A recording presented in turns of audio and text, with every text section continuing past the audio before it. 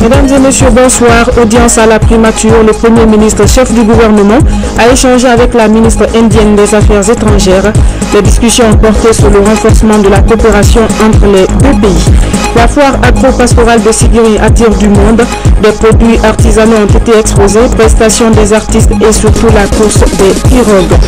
Arnaque et criminalité, deux filles viennent d'être interpellées par la gendarmerie nationale pour enlèvement d'une fillette de 5 ans et demande d'une rançon de 60 millions.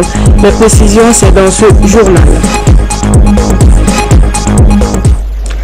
Bonsoir, le président de la République, professeur Alpha Condé, est arrivé à Davos. Le chef de l'État prend part au 44e Forum des pays riches.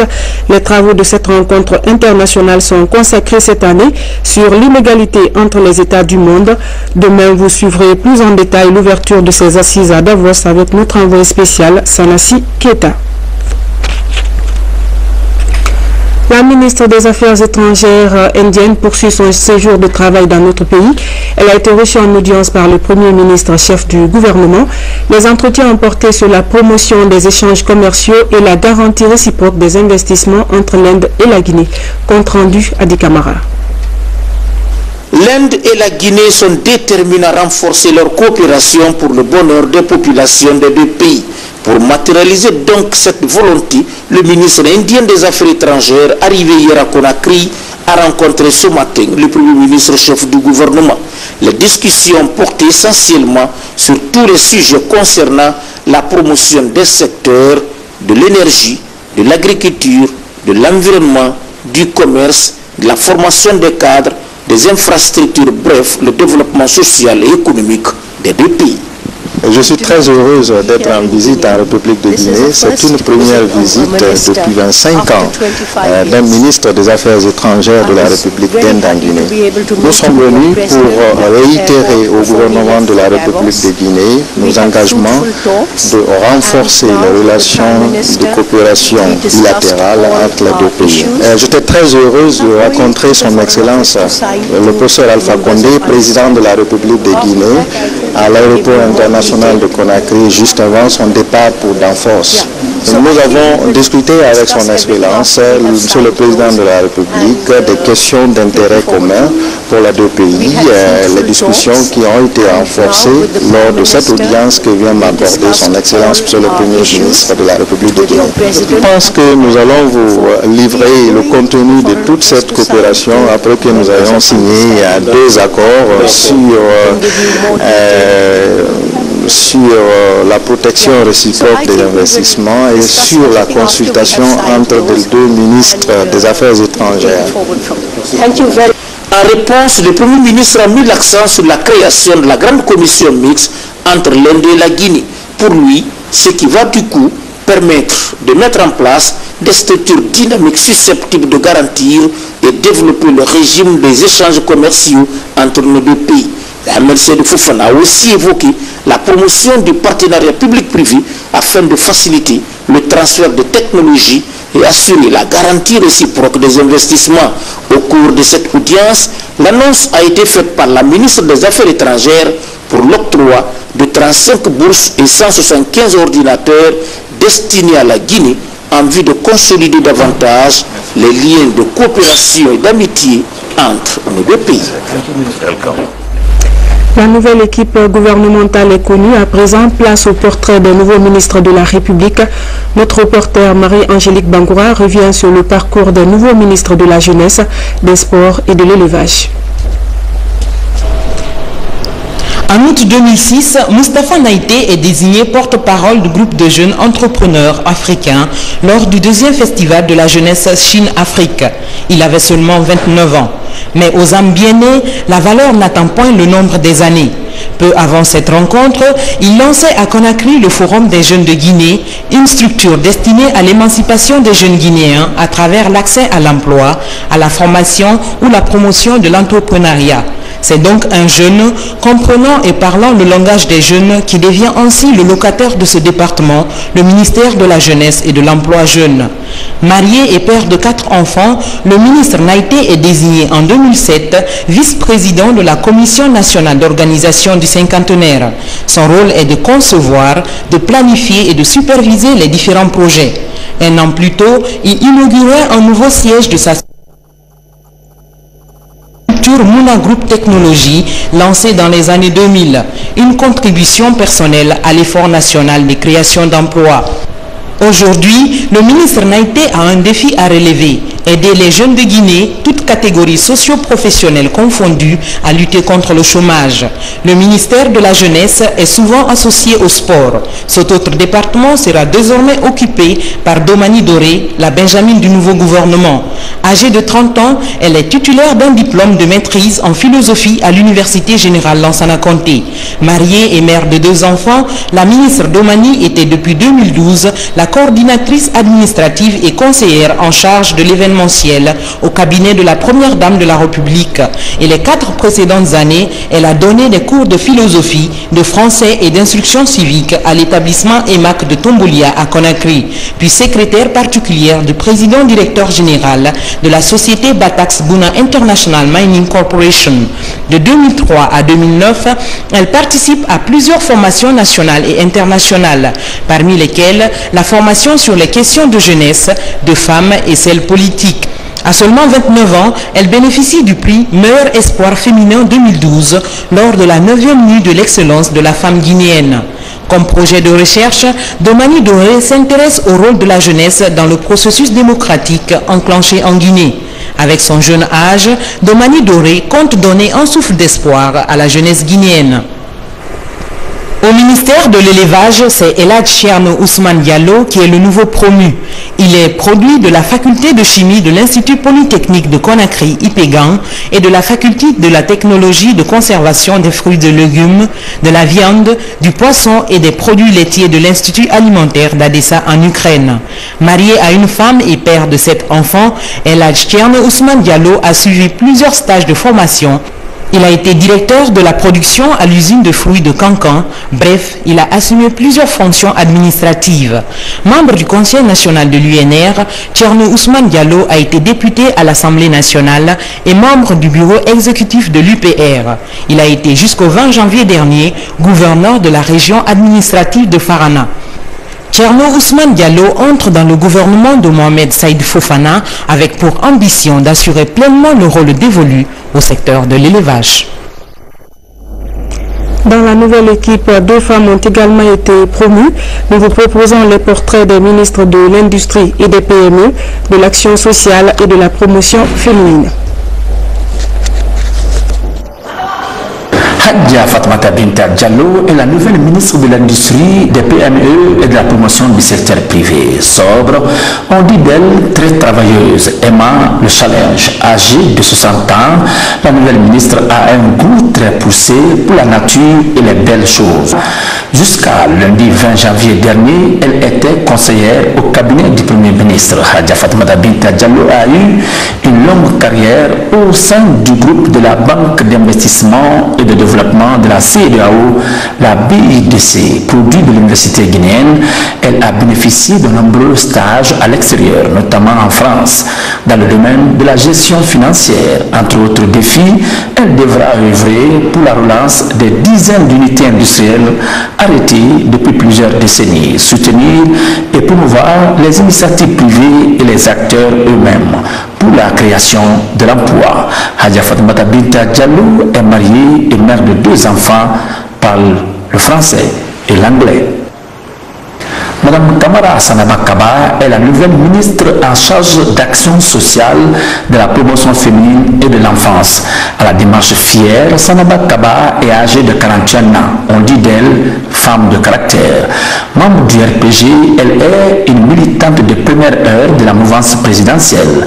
La nouvelle ministre d'action sociale, de la promotion féminine et de l'enfance est un pur produit de l'université guinéenne Kamal Abdel Nasser, ingénieur génie chimie.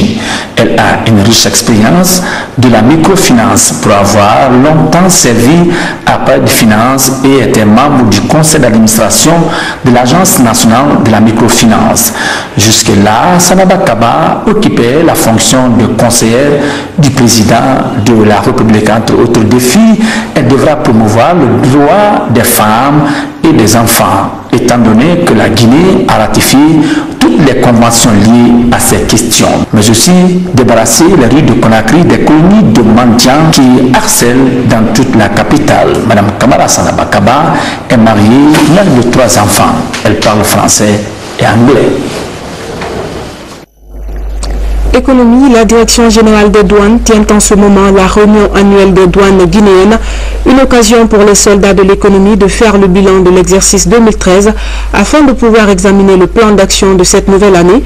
L'ouverture officielle des travaux a été présidée par le ministre d'État de l'économie et des finances, Mohamed Diaré. Reportage Makale Souma. Compte tenu du rôle essentiel des douanes dans un pays, cette réunion annuelle se veut un moment d'analyse et de critique de tout le service sur l'année écoulée.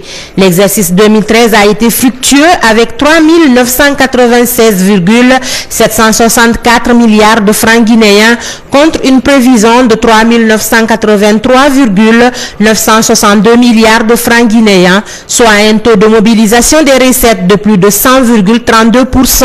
Une fierté pour les soldats de l'économie guinéenne qui veulent encore faire plus. Je voudrais saisir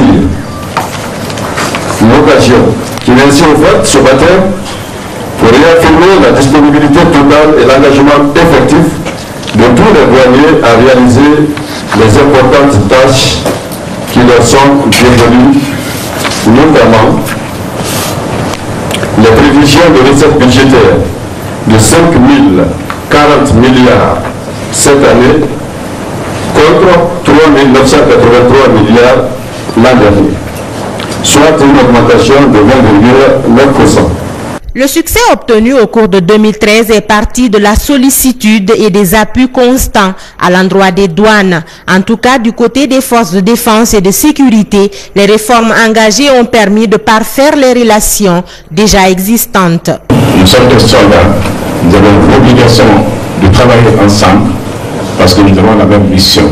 Connaissant les défis à relever pour sortir la Guinée de la pauvreté, Mohamed Diaré, pour sa toute première prise de parole en tant que ministre d'État de l'économie et des finances, en appelle à l'engagement des services des douanes. Je vous exhorte à améliorer votre performance dans l'exercice de vos missions régaliennes. Il s'agira surtout de veiller au respect des usagers, surtout, et d'améliorer constamment la qualité du service rendu. Maintenant, plus que jamais, les agents des douanes doivent avoir constamment à l'esprit que la réussite des programmes de développement que nous avons initiés avec l'appui de nos partenaires techniques et financiers dépend dans une large mesure du niveau de réalisation des recettes fiscales et douanières. Avec cette réunion annuelle de 3 jours, l'administration douanière s'apprête à relever d'autres défis sur le plan de la fiscalité, celui économique et sécuritaire, avec entre autres la lutte contre la contrefaçon, les stupéfiants et le crime transfrontalier. Voilà mine et environnement avec la tenue de l'atelier de conception et d'élaboration d'un module de formation des étudiants en industrie extractive. Le projet initié par l'Institut supérieur de l'information et de la communication de Kountia entend outiller les étudiants de connaissances basiques sur ce secteur prioritaire. Compte rendu Yaya Silla.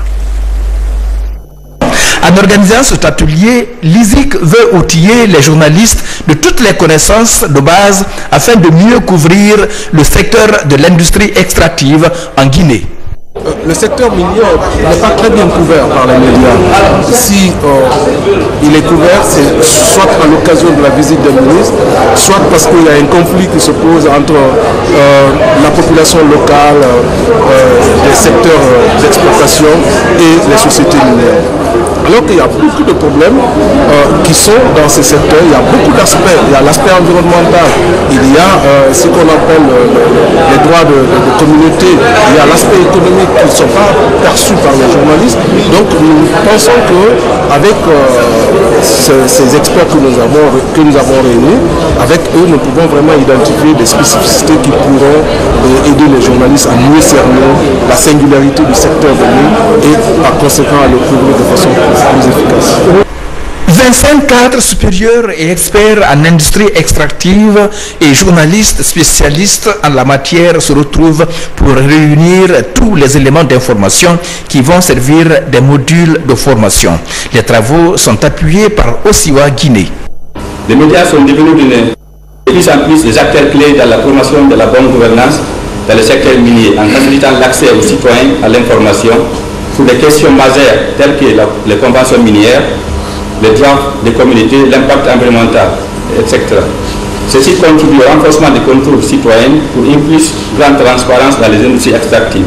Ne délaissons pas ces formations, donnons-leur le contenu nécessaire, élevons les exigences, renforçons la base documentaire, la base d'équipement, les TP, les manipulations, pour permettre aux étudiants de se former. 4 jours de travaux donc pour la conception et l'élaboration de ce premier module de formation des étudiants de l'ISIC, un défi pour les participants. On en vient à cette page santé. Après leur visite médicale sur les maladies cardiovasculaires, les travailleurs de la RTG viennent d'entrer en possession des résultats de leurs examens. Une visite médicale initiée par l'ONG Jeunes médecins et infirmiers de la cardiologie. Reportage Adiatou Bari, Aboubakar Sidiki Souma. À la RTG de Koloma, sur 215 travailleurs consultés, 63 sont hypertendus. C'est le résultat de la visite médicale faite par l'ONG Jeunes médecins et infirmiers de la cardiologie. Nous avons fait consultation concernée 215 sujets ici à la RTG. Et sur ces 215 sujets, nous avons eu 152 sujets qui n'étaient pas hypertendus. Par contre, il y en avait 63 qui étaient hypertendus. Et parmi les 63, il y a eu 44, je dis bien 44, qui ne se connaissaient pas hypertendus. Méconnue par bon nombre de citoyens, l'hypertension artérielle est la plus fréquente parmi les maladies cardiovasculaires. Pour l'éviter, il faut obéir à certaines règles. On ne peut pas l'éviter totalement, mais on peut retarder sa survenue. Et retarder sa survenue, c'est avoir une bonne hygiène alimentaire. Alors l'hygiène alimentaire passe par la diminution de la consommation de sel, de sucre et de graisse. Et ainsi qu'il faut aussi faire une activité physique adaptée. L'ONG JIMIC ne se limite seulement pas au dépistage des maladies cardiovasculaires. Elle envisage une assistance pour la prise en charge de tous les dépistés. En matière de médicaments, déjà, nous essayons de faire la prise en charge de l'hypertension artérielle. Elle est lourde et elle fait appel à 2 catégories de médicaments, les spécialités et les médicaments génériques. Vu le niveau de la population, le but de l'ONG serait de faire des plaidoyers auprès de l'État et des bailleurs de fonds afin que les médicaments génériques soient disponibles. Cette ONG compte étendre ses actions de dépistage des maladies cardiovasculaires au niveau des quartiers et des garnisons militaires de la capitale. Le ministère de la Pêche et de l'Aquaculture bénéficie d'un important lot de matériel, valeur du don $600 000 américains. Il est offert par le projet sud-coréen Oceanaid, une cérémonie présidée par Moussa Kondé, ministre de tutelle, et le consul de la Corée du Sud en Guinée. Reportage Mori Moussa Touré. Pour renforcer les capacités opérationnelles du ministère de la Pêche et de l'Aquaculture, afin de mieux desservir la population guinéenne en produits halieutiques, le projet sud-coréen Oceanaid a fait un don de matériel, donc composé de 2 groupes électrogènes, d'ordinateurs et de photocopieuses, le tout pour un coût global de 4,2 milliards de francs guinéens. Nous avons hâte de collaborer plus étroitement avec la Guinée, et je tiens à souligner que la coopération entre nos 2 pays est un exemple réussite de coopération gagnant-gagnant. On est tous là pour accompagner le professeur Alpha Condé pour son développement économique de la Guinée. On se bat pour l'accompagner pour que tout le monde gagne du poisson. Appréciant l'excellence des relations d'amitié et de coopération entre la Corée du Sud et la Guinée, le ministre en charge de la pêche et de l'aquaculture précise. À travers le gouvernement coréen, nous remercions le département de la pêche de la Corée qui aussi travaille chaque année dans ce sens-là pour apporter des outils de travail au département de la pêche de Guinée. Ça veut dire que les relations entre les deux pays sont au beau fixe. Cette cérémonie de remise de dons de matériel au secteur de la pêche est un plus pour l'amélioration des conditions de travail des cadres du département. Le district de Koumandjambougou, situé à 21 km de Sigiri, était récemment le centre de plusieurs activités à l'occasion de la foire agro-pastorale, exposition de produits artisanaux et agricoles, prestation des artistes et surtout la course des pirogues sur le fleuve Niger. Le Niger actuellement ensablé à cause de la coupe abusive du bois. Abdoulaye Diallo vous fait le point. Les artistes, les pêcheurs et les teinturières ne sont pas restés en marche de la cérémonie. Bref, Koumandjambougou en fait. Les piroguiers, par exemple, organisent pour la première fois la course des pirogues. Une façon pour eux de marquer leur participation à la foire agro-pastorale. C'est le seul moyen que nous avons pour accompagner cette initiative. Cependant, nous traversons de nombreuses difficultés que nous souhaitons montrer à la face du monde, car nous avons besoin des équipements adéquats pour faciliter la pêche. Pour les visiteurs, l'initiative contribue à coup sûr à l'unité et à la cohésion sociale. Donc je sollicite que cette rencontre-là soit habituelle et ça donne la cohésion, ça donne l'amour, ça donne la paix dans toute localité. Le fleuve Niger, où s'est tenue la course, présente de nos jours un visage péréluisant. Les 3/4 du lit du fleuve sont obstrués par le sable, un phénomène causé par la coupe abusive du bois et qui nécessite une riposte rapide. Il faudrait que les populations, les ONG, les responsables à tous les niveaux, qu'ils soient administratifs ou élus locaux, se donnent les mains pour pouvoir faire face à cette situation. Parce que le sable progresse encore vers notre territoire. Les populations riveraines s'inquiètent sur l'avenir du fleuve Niger, car il constitue pour elles une des vaches laitières pour non seulement les activités agricoles, mais aussi pour la fourniture du poisson. Accident de la circulation à Moussaïa dans la commune rurale de Sandiana, préfecture de Kouroussa. C'est un camion remorque en provenance de Kankan qui a fauché une moto transportant 3 adolescents. Le bilan est lourd, 2 morts et le 3e se trouve dans un coma profond à l'hôpital régional de Kankan. Les précisions de Sori de Kera. Nouan Kamara et Mamadi Kamara, tous âgés de 25 ans, reposent à jamais dans ce cimetière spécial, ici à Moussaïa, leur village natal. Ils ont été fauchés par un camion alors qu'ils revenaient de Kouroussa en compagnie d'un 3e camarade sur une même moto. Le drame a provoqué la colère des habitants de la localité, particulièrement la couche juvénile. Le gouverneur de Kankan, en compagnie des services de sécurité de la région, est venu porter le message de compassion du chef de l'État à ces populations affligées. Tout le monde a été choqué, tout le monde a été vraiment indigné par rapport au comportement du camionneur, du chauffeur, qui après avoir accompli un tel acte odieux, a cru qu'il fallait que lui, il sauve sa peau. Donc sans s'arrêter, sans même se présenter aux parents, pour qu'on voit en lui au moins que c'est un accident, il a préféré fuir. Et c'est grâce encore à la vigilance des populations qu'il a été arrêté. Si vraiment la population s'est sentie offensée, offusquée, nous comprenons leur état d'âme. Et c'est pourquoi malheureusement au cours de la journée du samedi, la circulation a été interrompue au niveau de Sandiana et de Moussaïa. Informés, nous ne pouvons pas rester à Kankan. Nous sommes venus rencontrer les populations, rencontrer la famille éplorée transmettre les messages, la compassion de M. le ministre de l'Administration du territoire, mais surtout, et surtout encore, du président de la République, le professeur Alpha Condé, qui a une histoire particulière avec le village de Moussaïa.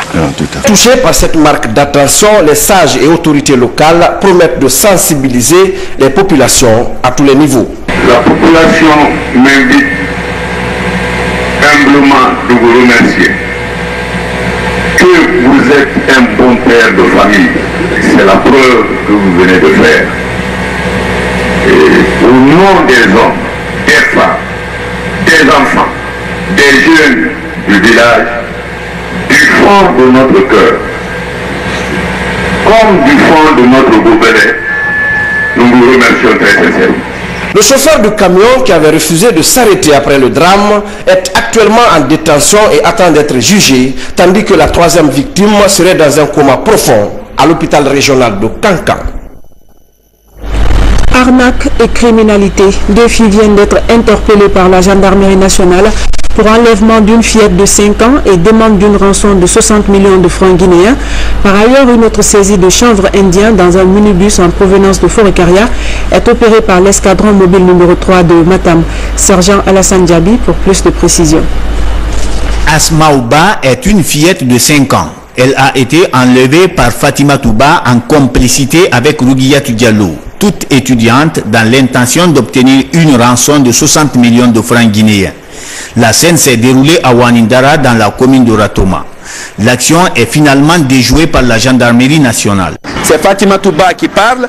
Mon papa a épousé une seconde femme qu'il a envoyée aux États-Unis et est sur le point d'envoyer encore une cousine, sachant que j'ai un problème de cœur. Refusant de m'aider, j'ai décidé de kidnapper Asma Ouba en espérant demander une rançon de 60 millions à sa famille. L'acte, c'était moi qui allais me cacher et que l'argent allait se virer dans le compte d'un policier qu'elle connaît, elle connaît. Maintenant, lorsque je suis allée avec la petite fille, elle m'a dit qu'elle sortait de l'accompagner, de laisser l'enfant avec sa marâtre là-bas, avec sa petite fille. Lorsqu'on est parti en revenant maintenant, elle m'a demandé si je suis venue pour notre affaire. Je lui ai répondu non parce que je suis avec la petite. À ce moment, ça ne peut pas avoir lieu. Dernière ligne droite de cette édition, les fils ressortissants et résidents de Bourkakouré, district situé à 7 km de la sous-préfecture de Touba, viennent d'inaugurer certaines infrastructures dans leur localité. Il s'agit d'une mosquée et d'une école franco-arabe. L'action s'inscrit dans le cadre de l'épanouissement de l'islam dans cette localité de la Guinée. Compte rendu, Mamadi Gassaba. Pour une capacité d'accueil de 616 places, cette nouvelle mosquée sert désormais de lieu de prière pour les fidèles musulmans. Elle est l'œuvre des fils résidents et ressortissants de Bourkakouré, district situé à 7 km de la sous-préfecture de Touba. On a initié cette école et la mosquée pour l'épanouissement de l'islam, pour battre l'analphabétisme dans notre secteur. En plus de cette maison de Dieu, des infrastructures scolaires sont également réalisées. Il s'agit d'une école franco-arabe de 4 salles de classe. À cela s'ajoutent 3 bâtiments servant de logement pour enseignants, 3 latrines et un réfectoire. Le coût de réalisation est estimé à 700 millions de francs guinéens. Nous sollicitons Monsieur le ministre de l'Éducation civique à travers la direction préfectorale et l'inspection régionale de l'éducation l'obtention d'un personnel suffisant et performant pour la gestion correcte de cette école. Vous venez de mettre à notre disposition ces édifices. L'enseignement préuniversitaire fera tout pour faire de cet édifice, pour faire de cette école une école d'avenir. Et nous ferons tout pour que cet édifice soit bien géré. À travers ces infrastructures, les citoyens de Bourkakouré entendent contribuer au rayonnement de l'islam dans cette localité de la Guinée.